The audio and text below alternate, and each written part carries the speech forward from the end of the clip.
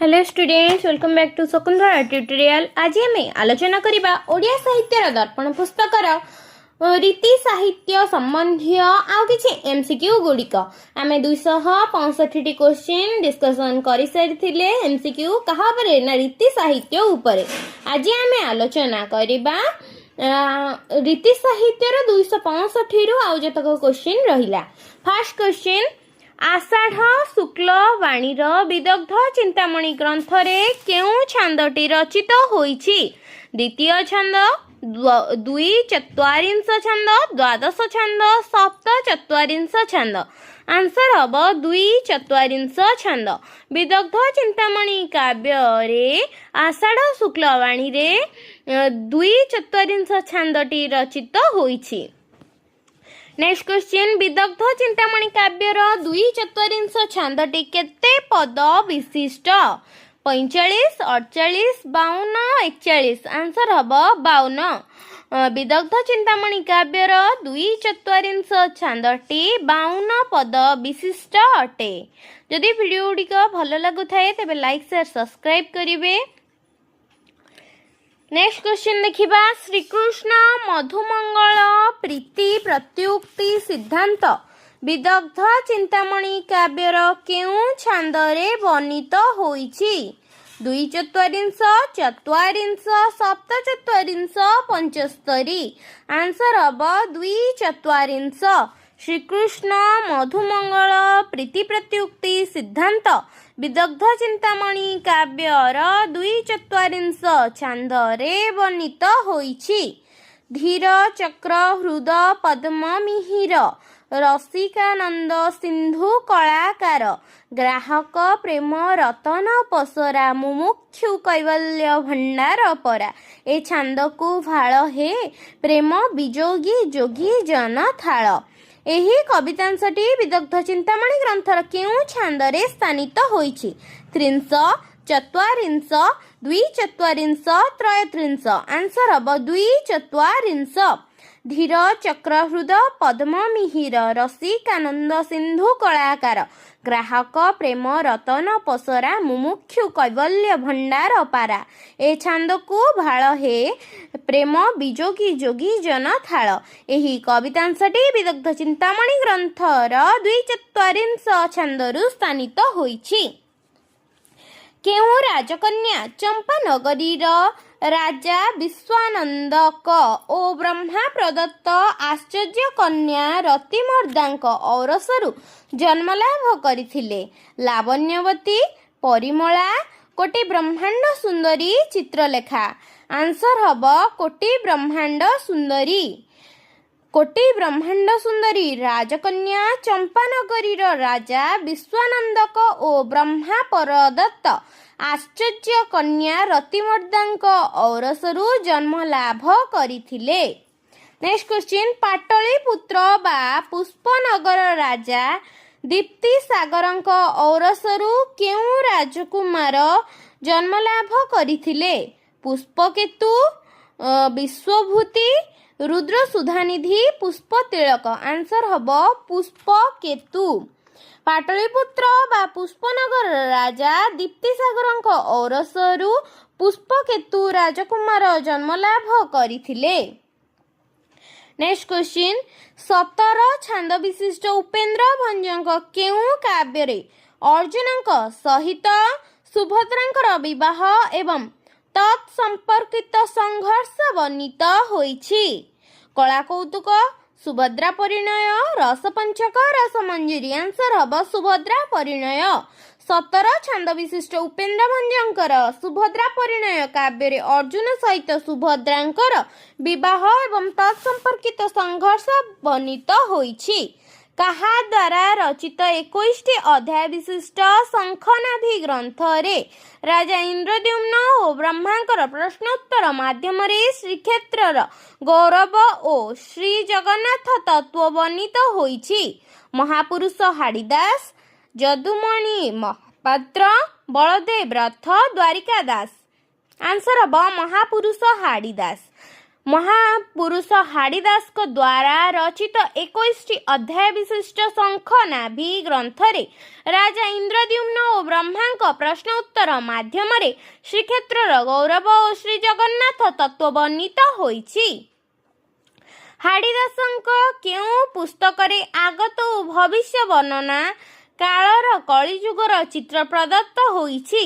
ଅନନ୍ତ ଗୁପ୍ତ ଟୀକା, ଅନନ୍ତ ଗୋଇ, ଭାବନାବର, କ୍ଷେତ୍ର ମହାତ୍ମ୍ୟ। ଆନ୍ସର ହେବ ଅନନ୍ତ ଗୋଇ। ହାଡ଼ିଦାସଙ୍କ ଅନନ୍ତ ଗୋଇ ପୁସ୍ତକରେ ଆଗତ ଓ ଭବିଷ୍ୟ ବର୍ଣ୍ଣନା କାଳର କଳିଯୁଗର ଚିତ୍ର ପ୍ରଦତ୍ତ ହୋଇଛି। ଲକ୍ଷ୍ମୀଧର ବିଳାସ ଗ୍ରନ୍ଥର ରଚୟିତା କିଏ? ବଳଦେବ ରଥ, ମହାପୁରୁଷ ହାଡ଼ିଦାସ, ଗୌରୀଚରଣ, ନୀଳାମ୍ବର ବିଦ୍ୟାଧର। ଆନ୍ସର ହେବ ମହାପୁରୁଷ ହାଡ଼ିଦାସ। ଲକ୍ଷ୍ମୀଧର ବିଳାସ ଗ୍ରନ୍ଥର ରଚୟିତା ମହାପୁରୁଷ ହାଡ଼ିଦାସ। ଉତ୍କଳ ଘଣ୍ଟ ଭାବରେ କେଉଁ କବି ପରିଚିତ?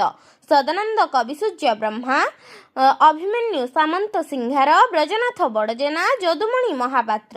ଆନ୍ସର ହେବ ଯଦୁମଣି ମହାପାତ୍ର। ଉତ୍କଳ ଘଣ୍ଟ ଭାବରେ ଯଦୁମଣି ମହାପାତ୍ର ପରିଚିତ। ଉତ୍କଳ ଘଣ୍ଟ ଯଦୁମଣି ମହାପାତ୍ର। କବି ଯଦୁମଣି ମହାପାତ୍ର କେତେ ଖ୍ରୀଷ୍ଟାବ୍ଦରେ ଜନ୍ମଗ୍ରହଣ କରିଥିଲେ? ଖ୍ରୀଷ୍ଟାବ୍ଦ 1764, 1783, 1781, 1789।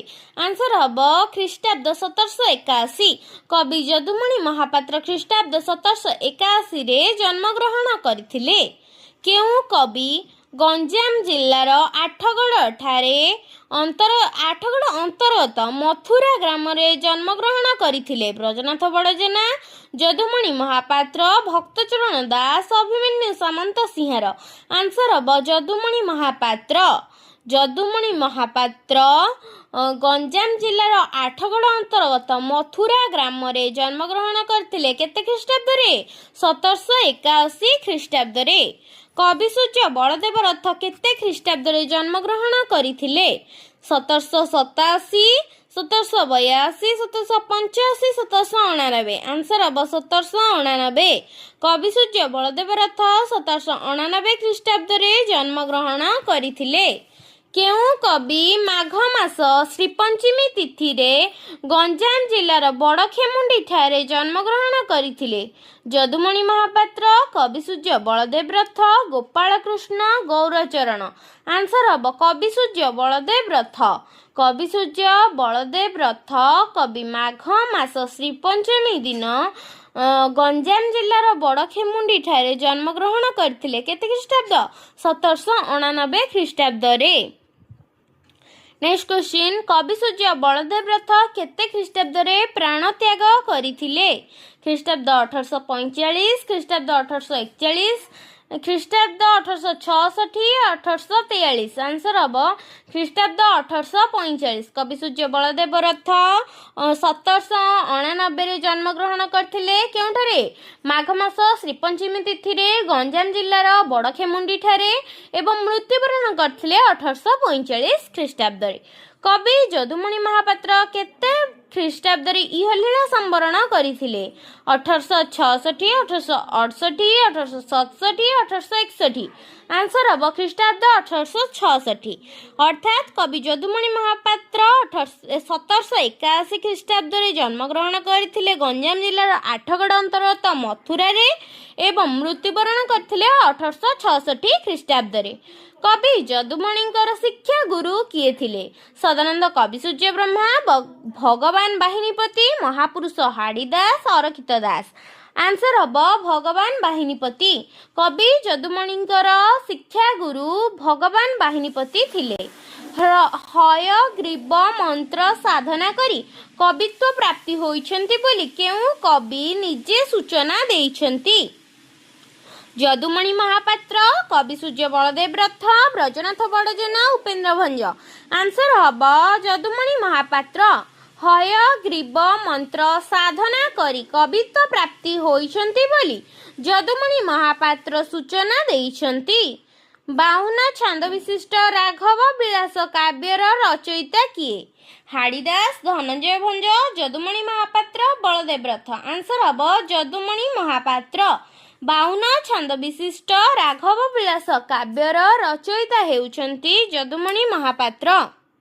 नेक्स्ट क्वेश्चन राघव विलास ग्रंथर आरंभ रे केउ देवता को प्रथमे स्तुति करी काव्यर रामचरित वर्णित होईछि विघ्न विनाशक विनायक रामचंद्र श्रीकृष्ण श्री जगन्नाथ आंसर ब विघ्न विनाशक विनायक राघव विलास ग्रंथर आरंभ रे विघ्न विनाशक विनायक देवता को प्रथमे स्तुति करी काव्य रामचरित वर्णित होईछि 8 छंद विशिष्ट केउ काव्य श्रीकृष्ण और रुक्मिणी विवाह प्रसंग वर्णित होईछि प्रबंध पूर्णचंद्र चंद्रोदय चंद्रकला रघुनाथ विलास आंसर हब प्रबंध पूर्णचंद्र 8 छंद विशिष्ट प्रबंध पूर्णचंद्र काव्य श्रीकृष्ण और रुक्मिणी विवाह प्रसंग वर्णित होईछि प्रबंध पूर्णचंद्र काव्य ग्रंथ रे स्रष्टा किए बलदेव रथ